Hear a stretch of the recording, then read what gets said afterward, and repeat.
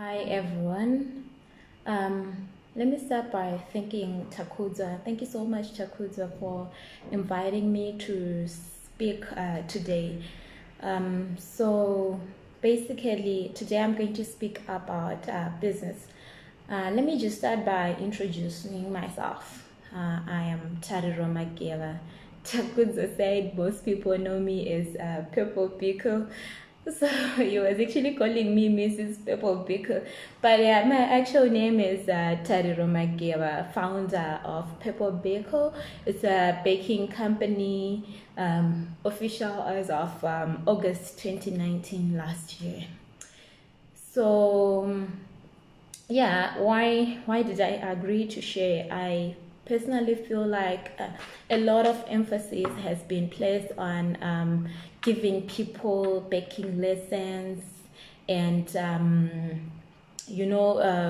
like people ask on how do I do this, how do I do that. So more emphasis has been placed on growing the baking skill and not managing it as a business. So I'll just speak about baking as a business.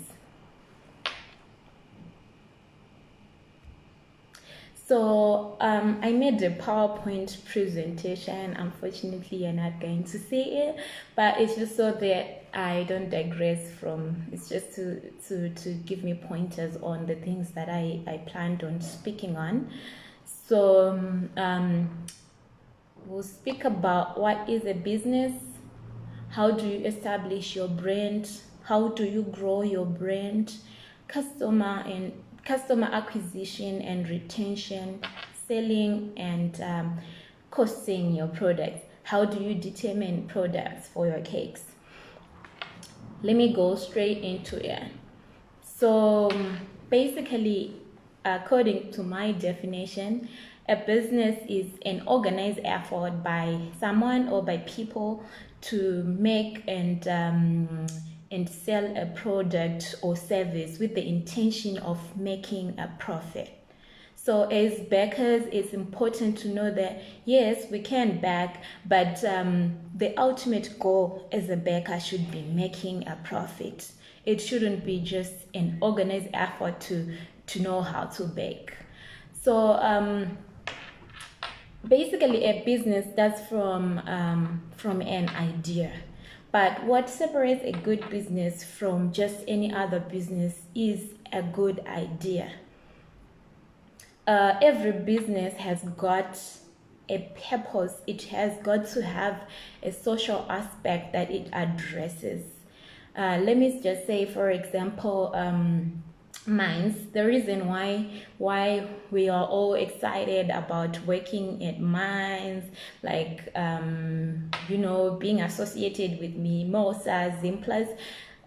Besides the money, those people have also given back to the community. They have built schools, they've built hospitals. For example, Selu, that town is there because of Zimplas. So basically, a business should have a social aspect that it addresses.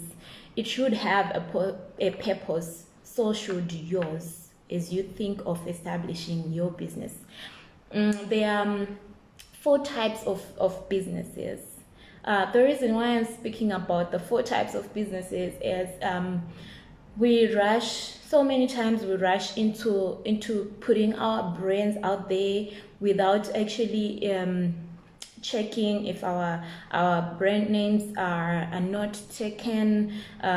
We don't know like the legal implications of our products. Is it even allowed to be baking and selling? So it's important to do your research when it comes to the business aspect of baking. So today I'm just going to place emphasis on registering your brand.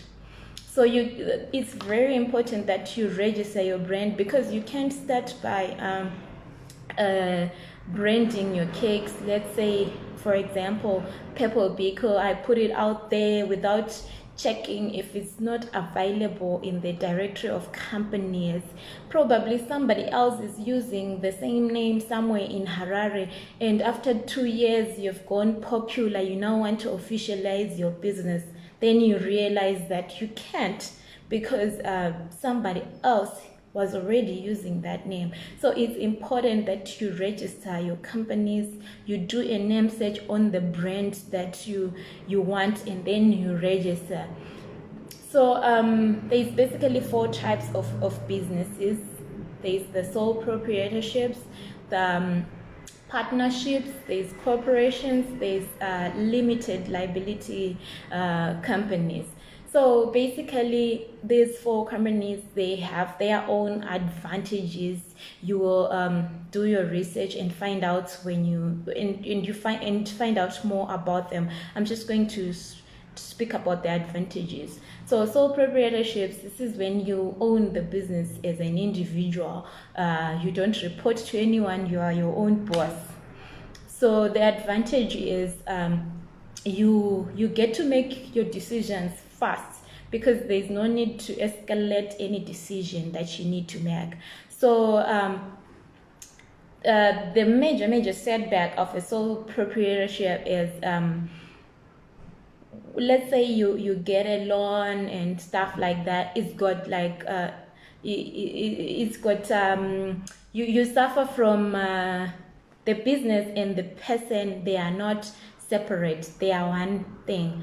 So if you get a loan from the bank, if you fail to pay for those for the loan, then they'll come to your place and they'll take everything in your house.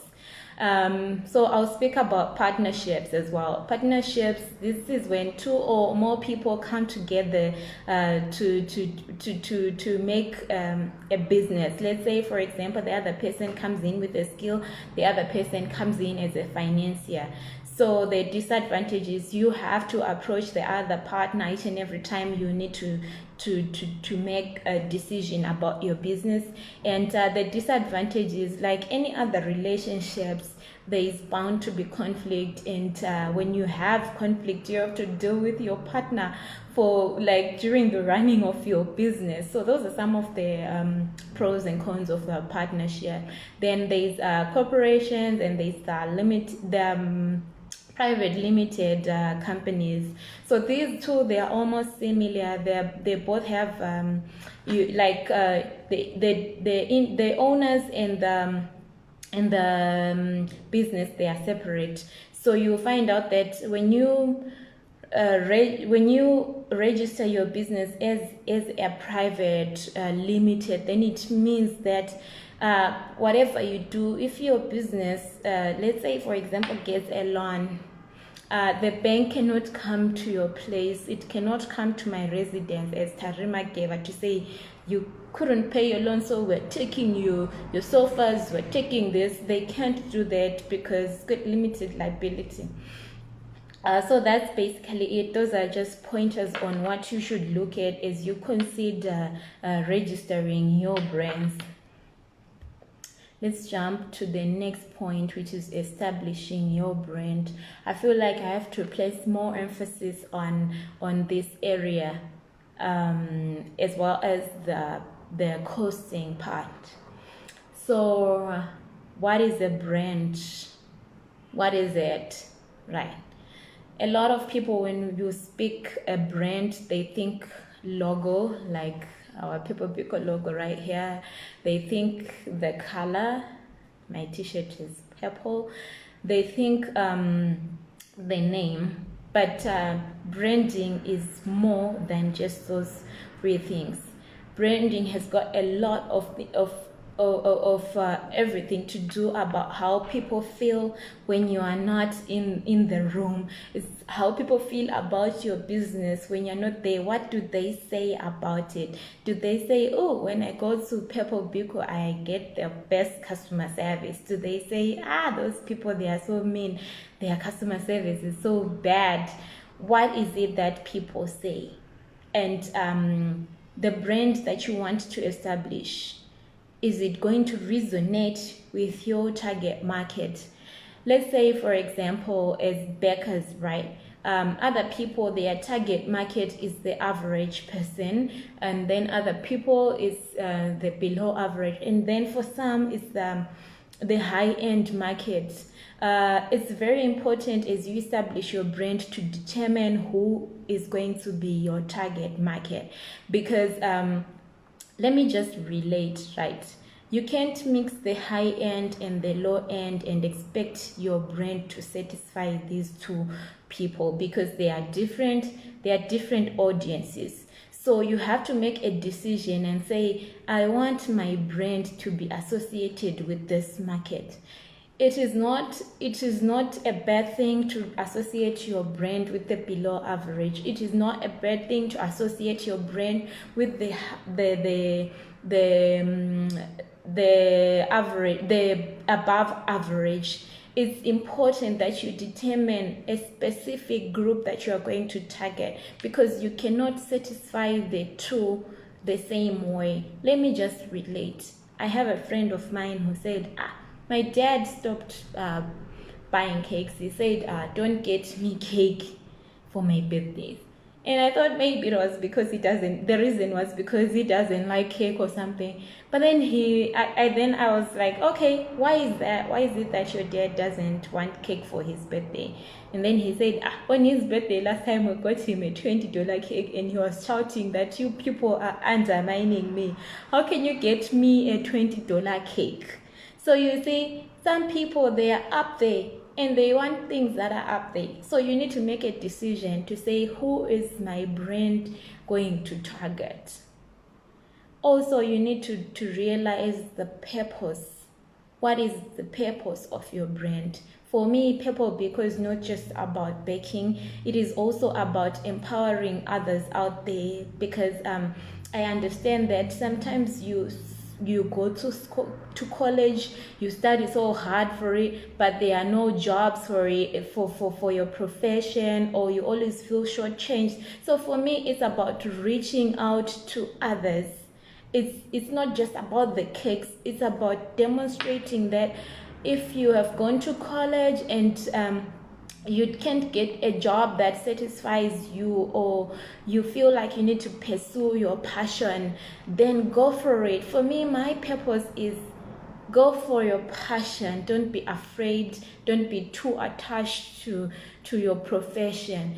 So let me speak. Like I said it is more than your name, your logo, and your brand. It's how people feel when they speak the name, when they say Purple Becor. That is your true brand. So I'll speak about the golden circle. I hope this is not upside down. All right. So as you establish your brand, as you figure out your brand, right, there are 3 things that you need to be mindful of. The what are you going to be making? What are you going to be selling? And there's the how. How are you going to be making this product? And how are you going to differentiate yourself from the already existing market? And then there's the why. Why are you doing it? So let me say that a lot of business people, a lot of bakers, they focus on the how and on the what. But the truth of the matter is people will follow the why more than the what. This is why you'll find that somebody will make cakes that are out of this world, beautiful cakes, and they won't get much customers for their cakes. But then the other baker will make just an average cake, like not even something to wow about, but they will get they will get a lot of customers. Most of the time it's because of the why. You need to figure out the purpose, the social aspect that you are going to be addressing as a brand.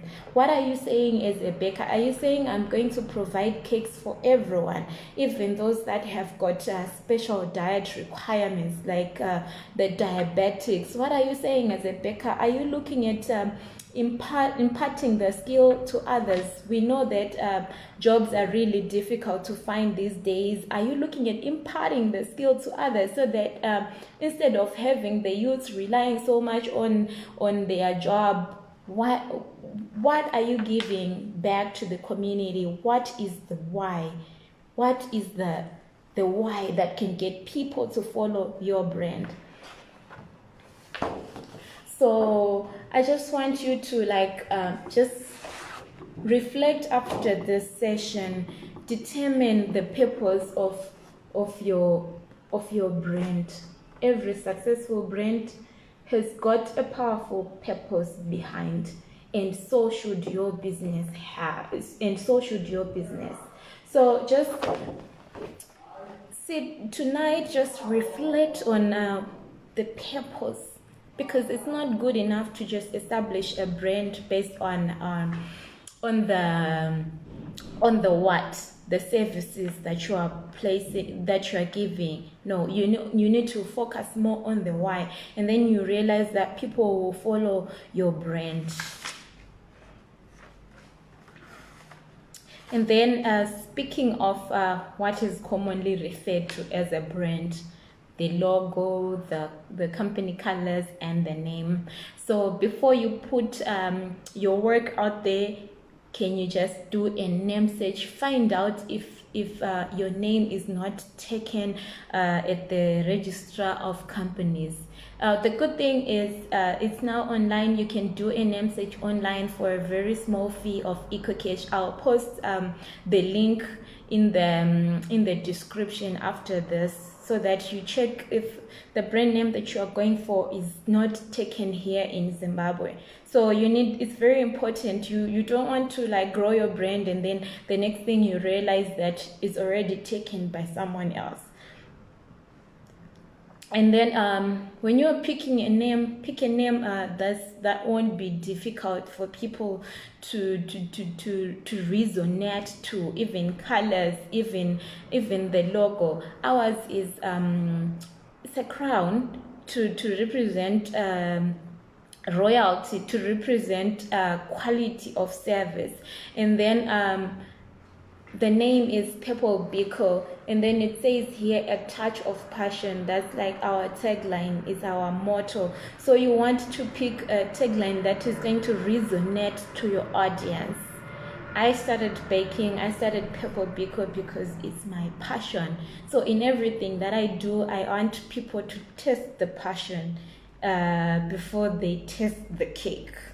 So that's why I picked a touch of passion. So I like giving this example. Red Bull says it gives you wings, right? Like when you see that drink, you're so curious. You even want to buy it, though it doesn't actually give you wings. You won't start flying after, but the tagline, it gets you interested in the brand. So those are some of the things that you should think of. Your choice of colors, what is the brand speaking? Are you capturing the attention of your audience? Red Bull gives you wings. All right.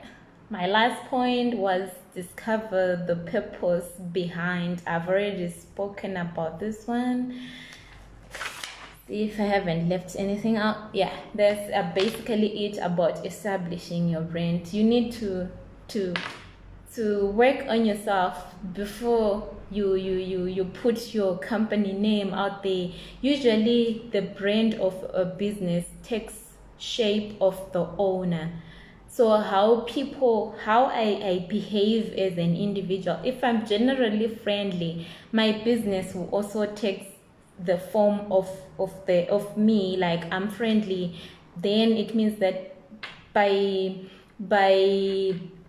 virtue of the fact that I founded the company, it means that it's gonna be based on friendliness. It's gonna be based on a lot of I place emphasis with my assistant that we have to be nice. Our customers are our friends. I place emphasis on relationships. This is generally who I've always been. I love my friends and I'm just social, and so is my business. So if you need your business, your brand to take a certain form, to take a certain identity, you need to make sure that you start by working on yourself so that the business can eventually just take your form as it grows.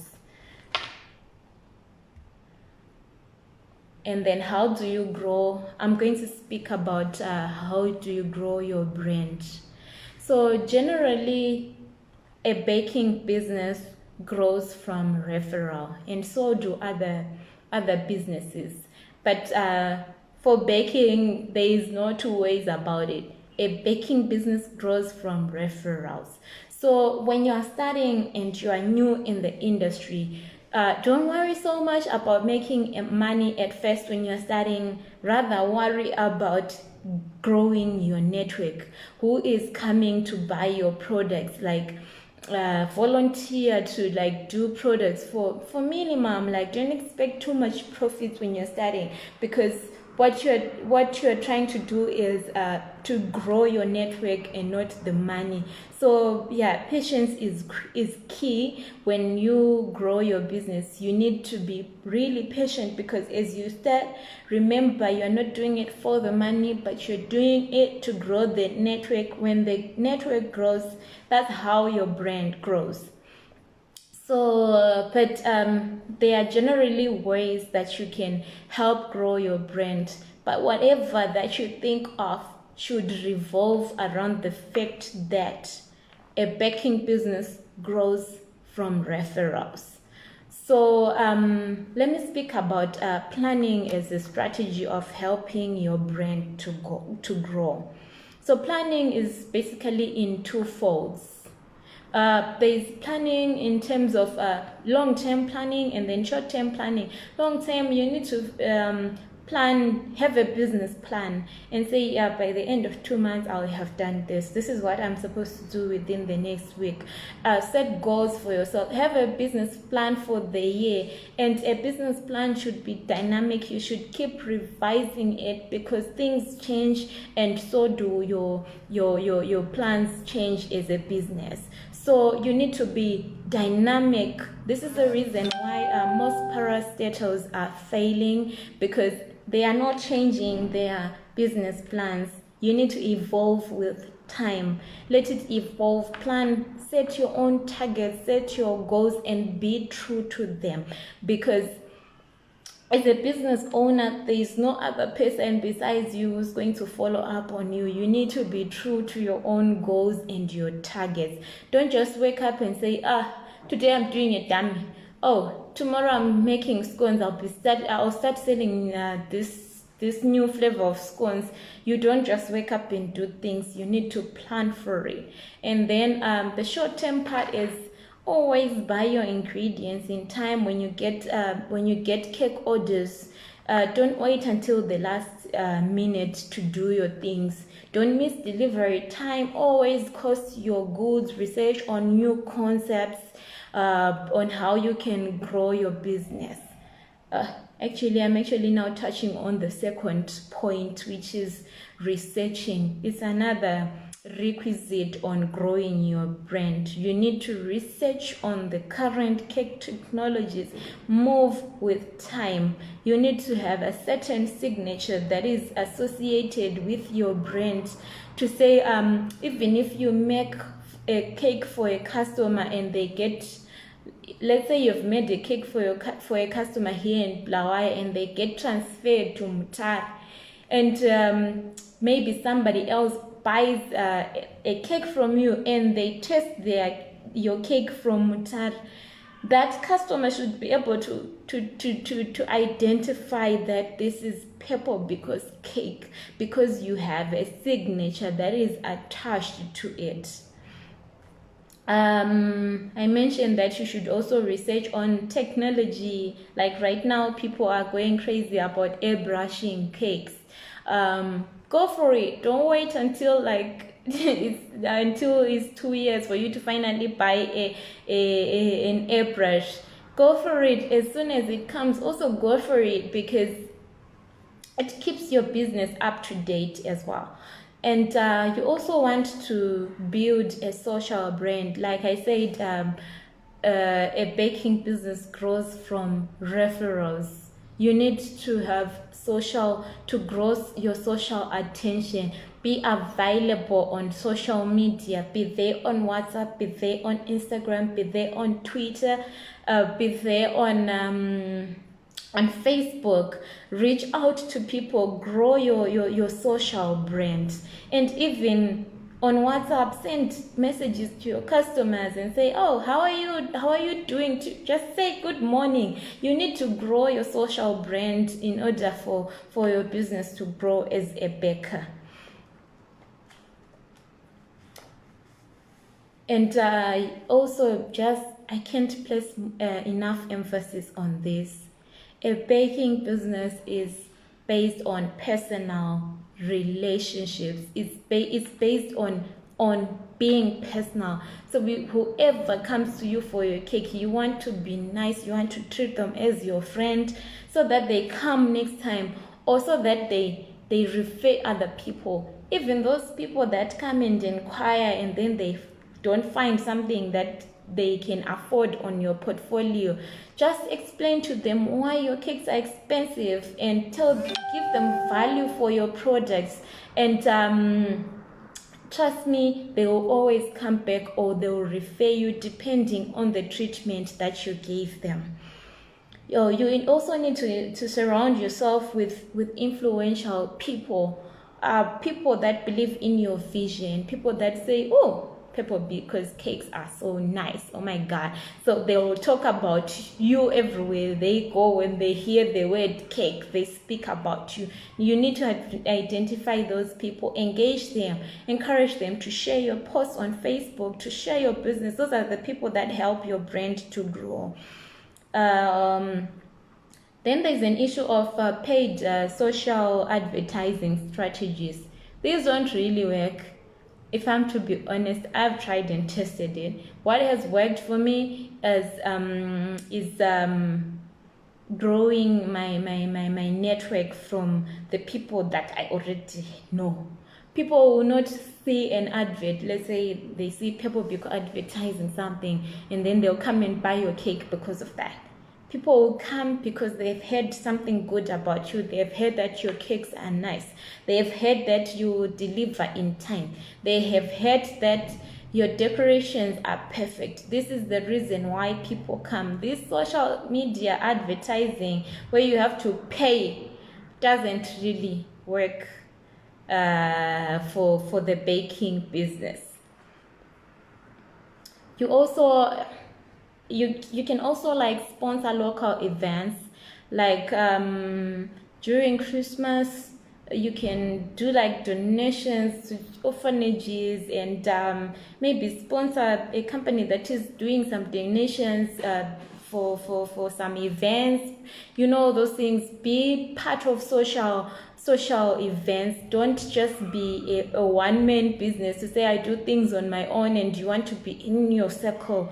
Just go out there, sponsor other events, take part in events as much as you can, and get the brand out there. For myself, I promise myself that to each and every event that I go to, when they say those who have questions and answers, I raise my hand and I mention Purple Becor all the time. I mention I do cakes. I always walk away with one or two clients from those events. So don't be afraid to stand out. Don't be afraid. I ask questions not because I really want to ask, but because I'm putting my brand out there.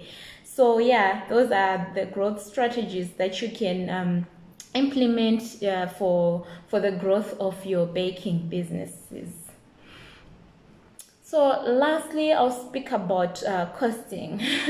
I have had a lot of people coming to my inbox and asking me how much can I charge for this cake, and I'm pretty sure that everybody who's watching this video, they are expecting me to do a presentation on you can charge maybe $20 for 6-inch, and then for 8 inches you can charge $35. You can charge this. But the truth of the matter, I'm sorry to disappoint you, is no one can set prices for you. You need to sit down and look at things that I'm going to speak about here. The first thing, we are all good at this. You need to look at your overhead costs. As you are making your products, as you are doing your business, what costs are there that you are encountering. So this could be ingredients costs. These are called direct costs, and then the indirect costs for things like your rentals, for things like your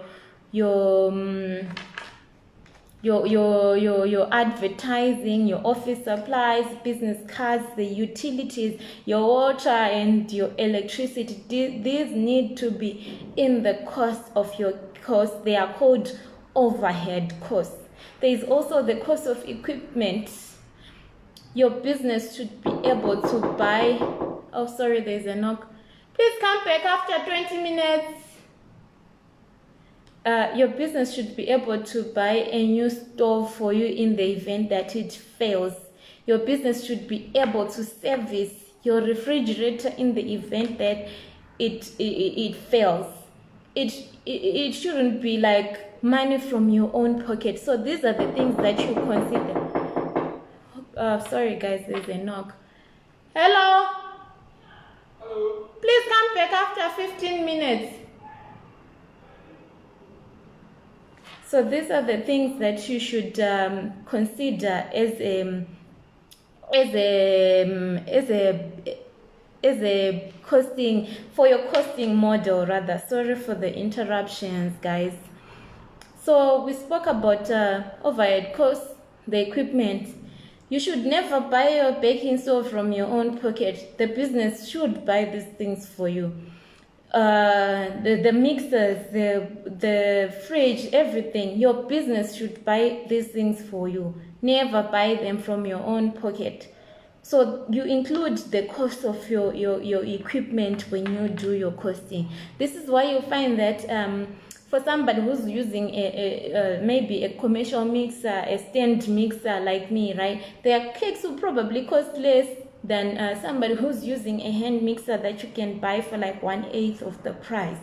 So there is a difference. This is why I said in the beginning, no one can cost your cakes for you. You have to sit down and look into the costs that are involved for the production of your cakes.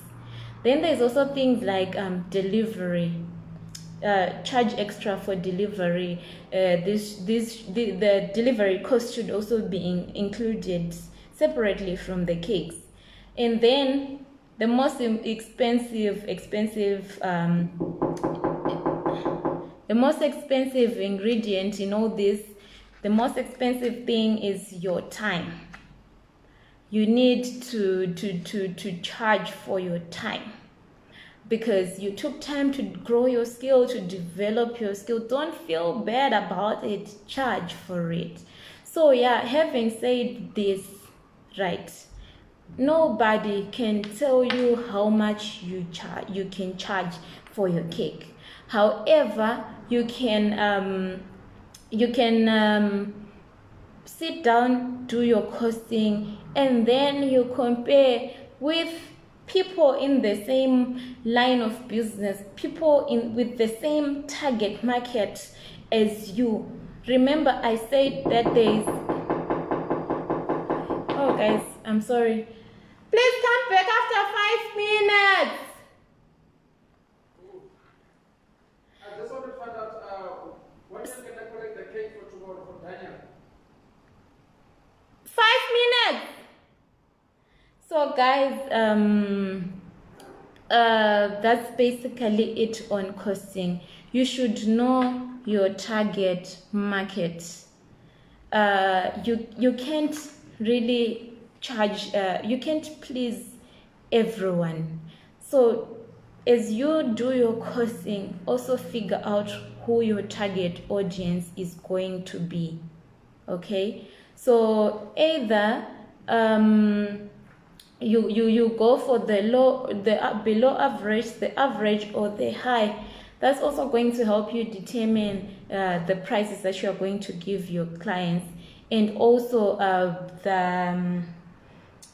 the quality of product that you are going to be offering, because you can't offer low prices. You can't offer quality for low prices, That if you do that, you drown as a business. You need to reach you need to agree as a business and say, we are targeting the high-end market and will produce quality. And trust me, those people are willing to pay for that. And if you are targeting an average market, just focus on quality that goes with the price that goes with the price that you're going to be offering. So don't try and chase both quality and low prices, because you will drown as a business. Thank you very much, guys, for listening. Please, if you have any questions, just place a comment in the comment section, and I promise you a link for doing name searches on your business brands. I'll post it as well in the description. Thank you so much for asking. You can ask in the Thank you for watching. You can ask in the comments below, and I'll be there to answer for the next 1 hour 30 minutes. Thank you so much. Bye for now.